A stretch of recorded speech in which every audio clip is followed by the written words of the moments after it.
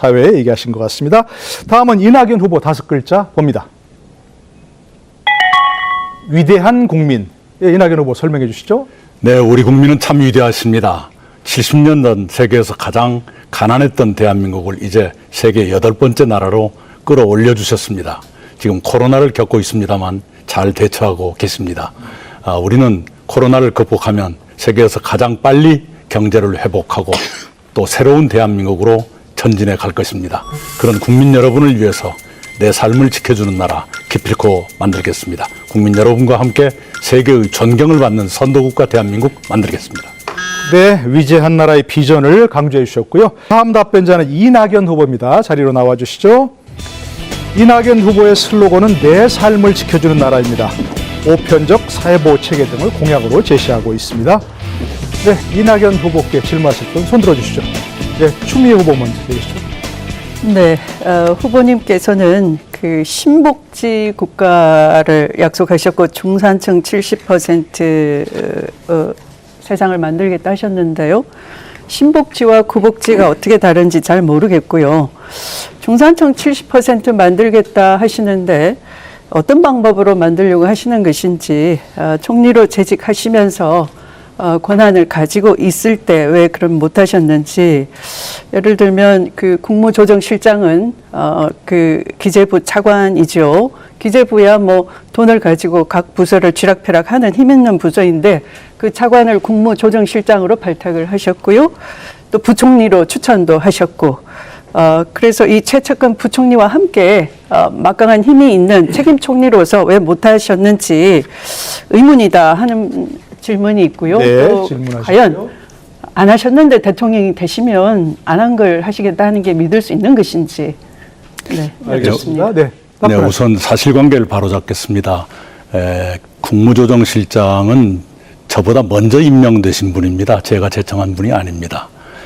그리고요, 신복지와 구복지의 차이는, 구복지는 그냥 좁은 의미의 복지입니다. 신복지는 소득, 주거, 노동, 교육, 의료, 돌봄, 문화, 환경까지를 포함하는 포괄적인 개념이고, ILO 국제노동기구와 세계은행이 국제사회에 제안했던 보편적 사회보호 구상을 전제로 한 이미 국제사회가 수용하고 있는 것입니다. 새로운 것이 아닙니다. 중산층 경제는 5대 성장 전략을 기반으로 하고 있습니다. 기술 성장, 그린 성장, 사람 성장, 공정 성장, 포용 성장. 제가 일찍이 다 발표를 해드린 바가 있습니다. 네, 순서대로 아까 순서대로 하겠습니다. 정세균 후보 말씀하시죠.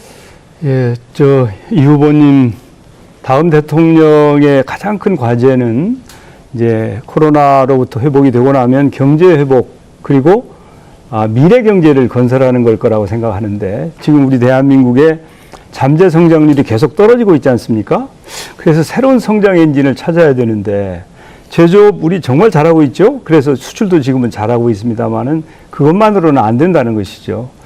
그래서 이제 아스 경제라고 아마 말씀 들으셨을 텐데, 이제 어떤 재화나 용역을 그냥 영구 소유하던 것을 사용권으로 이렇게 확보하는 그 아스 경제가 미래 잠재 성장률을 높이고 우리 경제를 활성화시킬 수 있는 하나의 방편이 될 것 같은 생각이 드는데, 거기에 대해서 어떻게 생각하고 계십니까? 네, 옳은 말씀이시고요. 저도 지금 공부를 시작했습니다. 기본적으로 문재인 정부가 하고 있는 미래 전략 산업, 미래차, 반도체, 바이오지요. 거기에 이제 디지털, 그린을 얹어서 미래 경제, 신경제형으로 산업을 바꿔가면서 새로운 성장 동력을 내야겠다, 이런 생각을 가지고 있고요. 그런 전략을 이미 발표를 한 바가 있습니다. 네, 박용진 후보가 여러 차례 손을 드셔서 꼭 하시는 말씀이 있는 것 같습니다. 기회를 드리겠습니다. 우리 청년 세대들이 국민연금에 대한 불만과 불안이 매우 큽니다. 아시는 것처럼 4차 재정 추계 때요, 국민연금이 2057년에 고갈된다고 그러는 거 아니겠어요? 우리 청년들은 우리는 그 돈을 붓기만 하고 나중에 못 돌려받는 거 아니야? 이렇게 엄청 불안해하고 있는 건 너무 당연합니다. 그런데 우리 이낙연 후보께서 총리 재직 시절에 국회에 국민연금 개혁안에 대한 보고를 하셨는데 그냥 사지선다형으로 끝나버렸어요. 그래서 너무 무책임하다라고 하는 전문가들의 비난이 뭐 이만저만이 아닙니다. 이렇게 되면 그 사실 큰일인데, 박용진의 국부펀드 계획에 따르면 사실 국민연금이 또 하나의 어떤 수익을 얻을 수 있는 게 그냥 아무런 개혁 조치를 하지 않고 현재 구조만 하더라도 한 20년 정도 국민연금 고가 시점을 더 뒤로 늦추거든요. 혹시 우리 이낙연 후보께서 가지고 계신 국민연금 개혁안 그리고 고가를 늦추기 위한 고민 이런 건 무엇이 있으십니까? 네, 우선은 그 국부펀드 긍정적으로 검토하겠습니다. 그리고 연금 개혁을 그 당시에 좀 속도 조절을 했던 것은 정부 내부에 그런 협의가 있었다는 말씀을 드리겠습니다. 지금 고관련도에 대해서는 전망이 좀 엇갈립니다. 실제로는 그것보다는 조금 더 여유가 있을 것이다. 이런 쪽으로 저희들이 보고 있고요. 기본적으로 중부담 중복지 체제로는 전환해 가야 될 것이다. 이런 생각을 가지고 있습니다. 네, 수고하셨고요. 참 짧게 남았는데 뭐 다음 시간에 혹시 또 자유토론 시간에 시간을 더 드리도록 하겠습니다. 이낙연 후보님께서는 정세균 후보님하고 뭐 조찬도 하셨는데요. 한간에서는 이 반 이재명 연대가 시동된 거 아니냐 이런 궁금증이 있고요. 그렇다면 우리 그 이낙연 후보님께서는 연초에 박근혜, 이명박 전직 대통령에 대해서 사면 주장을 하셨는데요.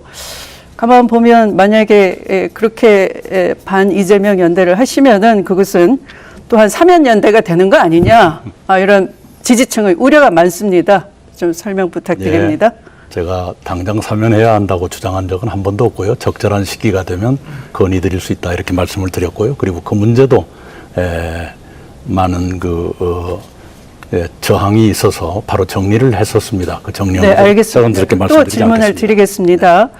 이 후보자님은 대부분 직접 뭐 도전하기보다는 참 그 꽃길만 걸어왔다 이런 세간의 평가가 있습니다.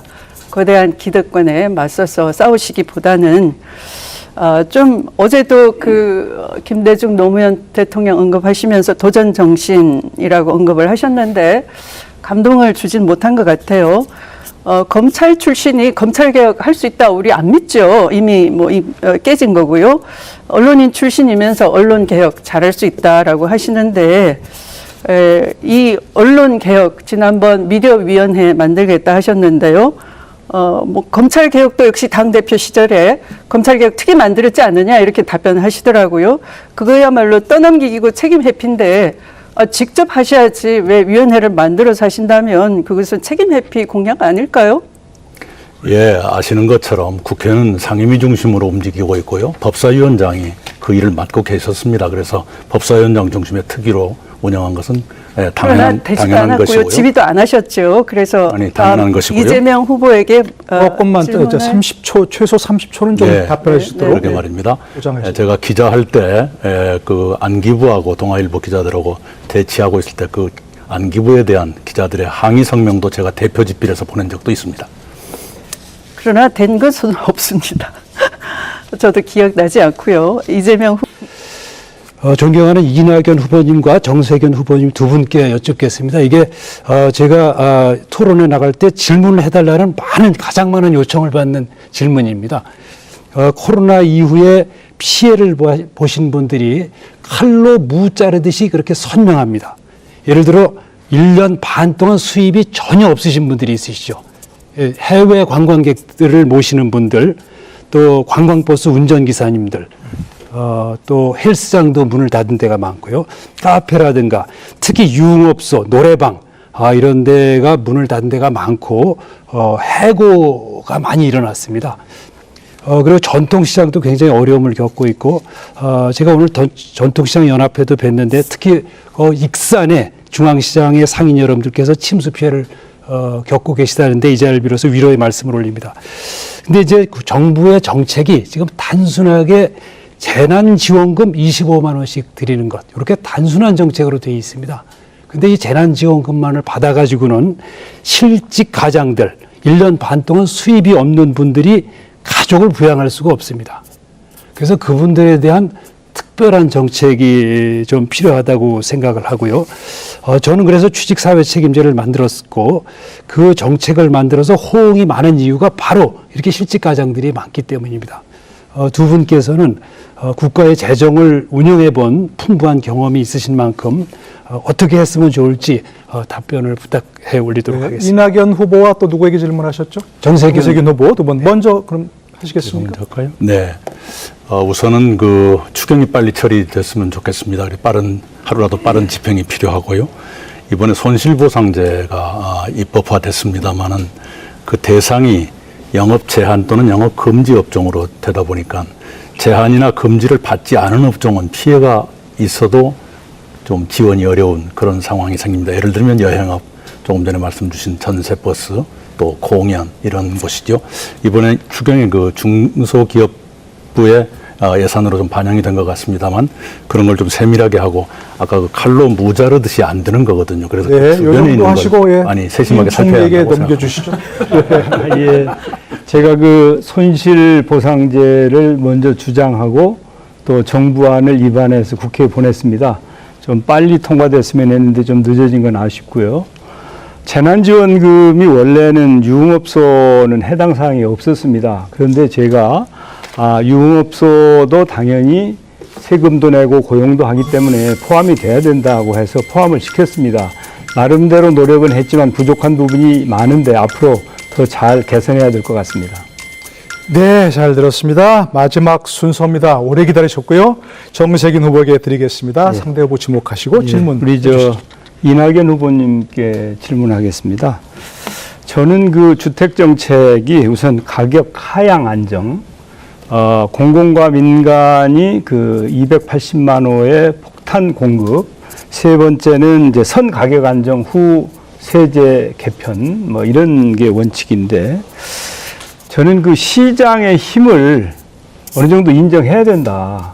그래서 정부가 시장의 실패를 보완하는 것이지, 정부가 다 이걸 좌지우지할 수 있는 것은 아니다. 그리고 우리 시장 규모가 너무 크기 때문에 그렇습니다. 그런데 이제 이낙연 후보님께서는 토지공개념 3법을 발표하시면서 그 방법을 통해서 이 주택 문제를 해결하겠다 이렇게 하신 것 같은데, 저는 토지 소유 불평등 또 활용의 문제점 이런 철학에는 공감을 합니다. 그렇지만은 지금은 주택 가격을 안정시켜야 될 타이밍이고 공급을 늘려서 이걸 해야 되는데, 이 후보님의 3법은 주택 공급을 확대하는데 애로가 있을 것 같아요. 원가도 상승시키고 여러 가지 그런 문제에 대해서 고민해 보셨는지. 네, 토지공개념 3법은 주택 공급 정책과 상충하지 않는다고 보고 있습니다. 만약 상충한다 그러면 미세 조정이 가능하다고 보는데요.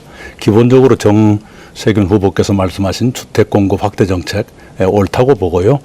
그리고 선 시장 안정 후 다음 문제 그것도 동의합니다. 그리고 이 부동산 가격이 하향 안정돼야 된다. 그것도 저와 같습니다. 근데 상충하지 않는다고 하는 것은 다시 한번 생각해 보셔야 될 것 같아요. 왜냐하면 개발이익 환수를 20%에서 50%로 올리면 그게 원가가 인상 요인이 되는 것이죠. 그리고 종부세도 가산세를 물리겠다고 하셨거든요. 이건 이제 문제가 있는, 그건 또 원가 상승 요인이 되기 때문에 이렇게 원가가 올라가면 공급을 대폭 확대하는데 애로가 있다. 그것은 민간도 그렇고 공공도 그렇죠. 거기에다가 베이징 같은 경우에 말이죠. 지금 토지가 무상 아닙니까? 거기는 국유니까.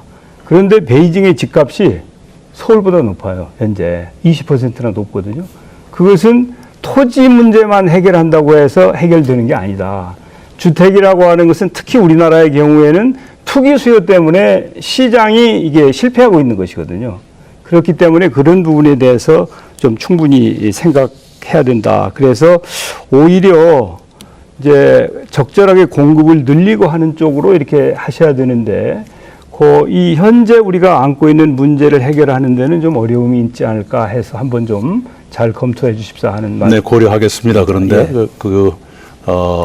토지 여러 가지 3법으로 가산세 또는 기타 세금이 늘어난다. 그 돈으로 무주택자들 주택 공급을 확대한다든가 하는 방법이 가능하다고 생각합니다. 아니 그건 좋은데, 네. 그건 좋은데 공급 자체가 그래야 무주택자들에게 주택을 주고 또 시장의 초과 수요를 해소할 수 있는데 이제 그런데 애로가 있다는 것이죠. 알겠습니다. 그런데 공급 정책은 철학에는 공감을 하지만은 지금은 타이밍이 잘 맞지 않는 것 같다는 거니까 다른 한 분 더 생각해 질문 보시고요.